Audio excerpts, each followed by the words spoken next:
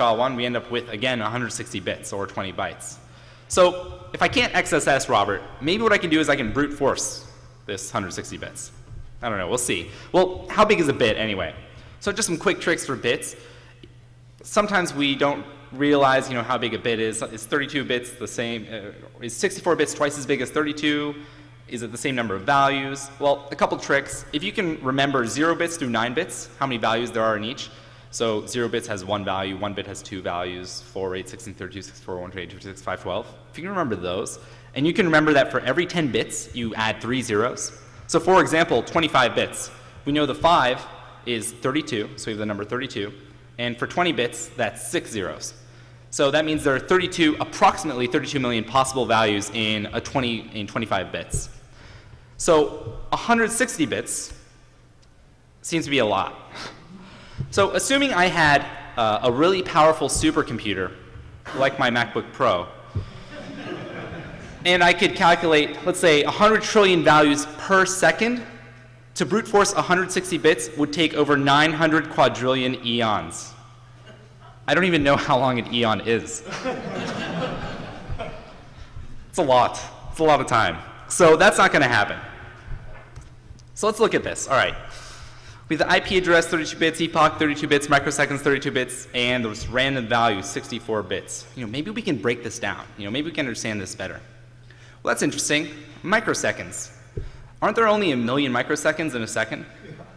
Well, 1 million, that's actually only approximately 20 bits, right? We have our 0, which is the 1, and then 20 bits, 10 and 10, 3 zeros and 3 zeros. So that's 20 bits right there. So really, we're dealing with 20 bits for microseconds, not 32.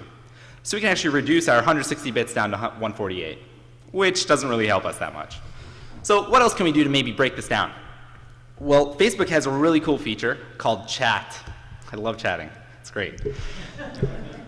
And it uses this really neat feature called AJAX that I learned about a couple years ago. Now, AJAX, what happens is when you go to Facebook.com, typically on the bottom right-hand corner, you see the Facebook chat. And you can see when people come online, go offline, or away, etc. What your browser is doing is it's sending a request to Facebook every few seconds and saying, hey, are there any new updates for me? Is someone online? Is someone offline? Anything like that. Now, the interesting part is if you just watch, you'll see when Robert comes online. So what if we sent that AJAX request ourselves, and we just sent it every single second? So every second we're sending a request to Facebook saying, hey, is Robert online now? What will happen is Facebook at one point will say, oh yeah, Robert's online now in that message. And at that moment, we know he logged in, because when you log into Facebook with your username and password, you're immediately online, on chat. So now we know the second that he came in. And if you recall, epoch is one of the values within the cookie that's generated. But wait, what if my value, my time on my computer is different than Facebook's? Obviously, my time is going to be extremely accurate because I'm using a MacBook Pro. But I can't really trust that Facebook servers are going to be as accurate. But what's interesting is most web servers will actually include the date in the response. So when I send a request, I know what time my local time is. But when Facebook responds and says, hey, Robert just came online, by the way, there's an HTTP date header, or basically a line in the header that says, here's our local date. And now you take that local time, and now you have the full epoch of exactly when he logged in, server-based. So now you've just solved another 32 bits of that 160-bit value, that cookie that essentially authenticates you. It authenticates you on Facebook, it authenticates your bank account, authenticates anywhere you go. So bringing this down can be kind of scary. So 116 bits. We went from 160 to 116. What else can we do? Well, I love Facebook chat so much. What if we chat him? And we send him a link. Now again, Robert's pretty secure. He's not going to be exploited by something. So what I'll do is I'll send him a link to something non-malicious. Just something where I can see the hit. So, for example, I'll send him to my blog, which doesn't have any malicious code on it. Even if it did, he wouldn't be exploited. So if I can get him to click on that link and to hit my blog, I can then acquire his IP address, which is another 32 bits. Another 32 bits of that cookie. But wait, Sammy, this guy's really smart, he's really secure. What if he's using a proxy? What if he's using Tor, something like that? Well, if he's that secure, he probably trusts me as much as he trusts Facebook. So what he'll probably be doing is using that proxy on Facebook or using Tor on Facebook. So Facebook sees the same IP address I see. in my access logs. So when he hits Facebook, that IP address gets sent. It's not his public IP, it's whatever proxy he's using, and I get the same IP address. Again, reducing another 32 bits of the cookie. So now we've gone from 160 bits to 84 bits. We've gotten the IP address, we've gotten that epoch, we've reduced microseconds. The only thing left here is this random LCG value. So what is that? Well, it's a PRNG, or a pseudo-random number generator.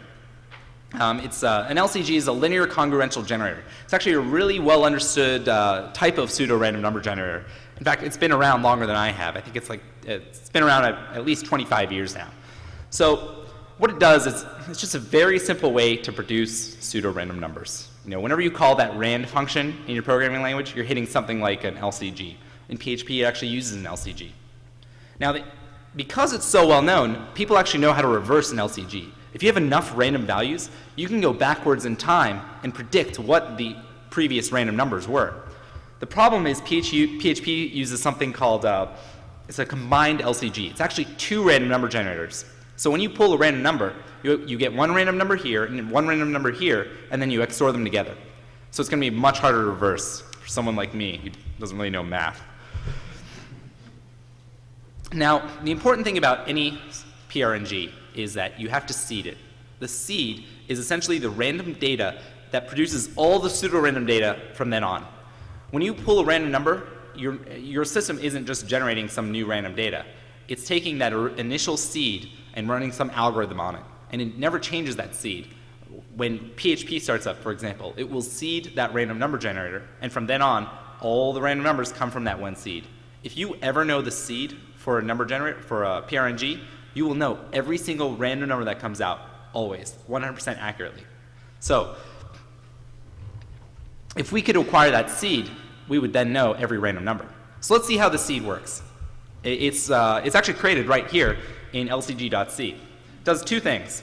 It splits the seed into two values, S1 and S2, essentially seed 1 and seed 2. Each one is 32-bit value.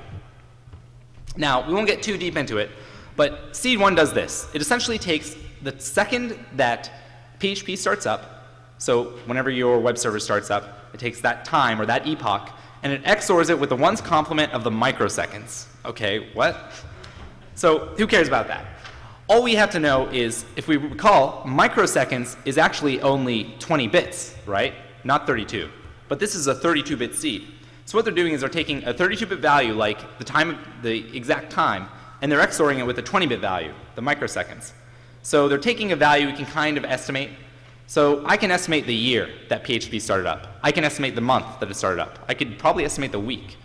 If I wanted to estimate it even more accurately, I could send thousands of requests to an instance, to a web server. Most web servers, what they'll do is they'll respawn after a certain number of instances, right? So if I send a bunch of requests, I can force a web server to respawn that process, produce a new seed, and now I know within maybe a few hours when that process had started. Now the problem is, again, they're mixing it with microseconds. I'm not going to know the microsecond PHP started up, except for the fact that microseconds is only 20 bits. So they're only mixing the first 20 bits of that data, and I can actually estimate the other 12 bits. Now, there's more code. There's code online. I won't get too deep into this, but or the math. But at this point, I actually reduced this 32-bit seed down to 20 bits, just the 20 bits of the microseconds. That's all I have to brute force here.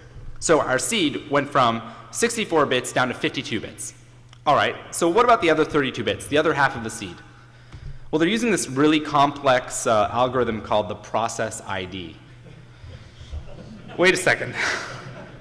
Process ID for a 32-bit value, well, process IDs are only 15 bits long anyway, at least by default.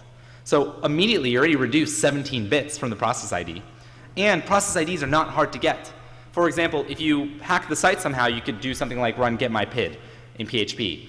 You already know it's running PHP. You could do, if you could execute local commands, you could run PS and get the process ID that way. Now those are less likely to be found. You could do something like hit the Apache server info page, which lots of web servers have. The Apache server info page, you get the process ID, and now you have the full 32-bit value. Or if you don't hit the Apache server info page, what about the PHP server info page? It's running PHP. So from there, you just reduce that 32 bits to 0.